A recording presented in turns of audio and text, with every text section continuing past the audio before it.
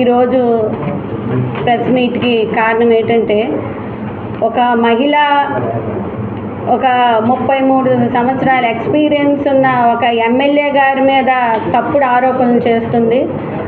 ఆవిడ ఒక దళిత మహిళని అన్నారు. ఆవిడ చేస్తున్న ఉద్యోగం టీచర్ ఉద్యోగం. ఒక ఎమ్మెల్యేతో ఢీకొనే అర్హత ఆవిడకు ఉందా? ఆవిడ ఏం మాట్లాడుతుంది? ఎమ్మెల్యే అన్న తర్వాత ఆయన 3 కేబీజీవీ స్కూల్ని పిలిచి ఆయన ఈరోజు మీటింగ్ పెట్టారంటే 4కి రమ్మంటే 5కి వచ్చిన రోజులు ఉన్నాయి. ఆయనకున్న పరిస్థితులు బట్టి మీటింగ్ లేట్ అవుతుంది. దానికి రాత్రి 11 వరకు ఉంచారు, వీడియో కాల్ చేశారు అనే అసభ్య మాటలు ఒక ఎమ్మెల్యే గారి మీద మాట్లాడకూడదు. ఈరోజు మేము ఎలక్షన్ చేసాము అంటే రాత్రి 12 వరకు ఆయన వెనక్కి తిరుగున్నాం. ఆయన మహిళలంటే ఎంతో సెక్యూరిటీగా వెళ్ళొచ్చిన రోజులు ఉన్నాయి.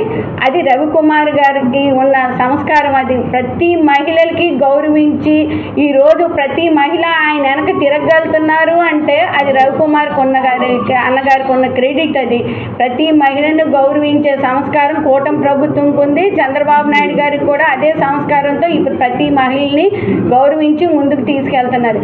ఈరోజు కూటమి ప్రభుత్వంలో ఒక మహిళ గురించే ఒక మహిళ ఎమ్మెల్యే గురించి మాట్లాడే హక్కు ఆవిడకి లేదు. ఆవిడ వైఎస్ఆర్ పార్టీలో ఉన్నప్పుడు 5 సంవత్సరాలు నాకు ఎలాగ ఏది చేస్తే పిల్లలకి ఇచ్చినవి కూడా నేను అమ్మేసి నేను బతుకుతున్నాను, నా హవా చూపెడుతున్నాను, నాకు పెద్ద మనుషుల సపోర్ట్ ఉంది అని అన్నది. కానీ అదే ఇప్పుడు రవికుమార్ గారు ఎమ్మెల్యే అయ్యి 12 నెలలు అయిన తర్వాత కూడా ఆవిడ చలాయింపు ఆయన పిలిచి అడిగినందుకు ఆవిడ ఏదో అనేసారని అనుకొని ఆవిడ మాట్లాడితే అది కరెక్ట్ కాదు. ఎమ్మెల్యేకి సర్వ హక్కులు ఉన్నాయి. ప్రతి ఆఫీసులో ప్రతి స్కూల్లో ఆయనకి అడిగి హక్కు ఉంది. తప్పు చేస్తే ఖండించే హక్కు ఆయనకు ఉంది కాబట్టి ఆయన పిలిచి మాట్లాడారు. దానికి ఆయన ఏదో మాట్లాడారని ఆవిడ చింతాడి రవి గారు చెప్పితే చింతాడి రవి గారు వెనకుండి నడిపిస్తున్నారని అందరికీ తెలుసు. కానీ మున్సిపాలిటీలో రవికుమార్ గారు వెనక ఉన్న మహిళలు ఎలాటోలో చింతాడి రవి గారికి మేము చూపెడతామని నేను మీడియా పరంగా నేను తెలియజేసుకుంటాను. ఏం మాకు మాటలు రావనుకుంటున్నారా? ఆవిడకేం మాటలు వచ్చు అనుకుంటున్నారా?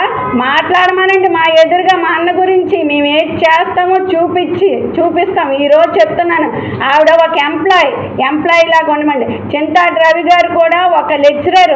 ఆయన లెక్చరర్గా పనిచేసినప్పుడు బాగానే ఉండదు. ఇప్పుడు రాజకీయంగా వచ్చిన తర్వాత పెద్ద రాజకీయం ఆయన చేస్తున్నాడు. కానీ రవికుమార్ గారి మీద తప్పుడు ఆరోపణలు చేసి ఢీకొట్టడం అన్నది 25 సంవత్సరాలైనా రవికుమార్ని టచ్ చేయలేరు. నేను ప్రెస్ ముఖంగా నేను అందరికీ వినవించుకుంటున్నాను.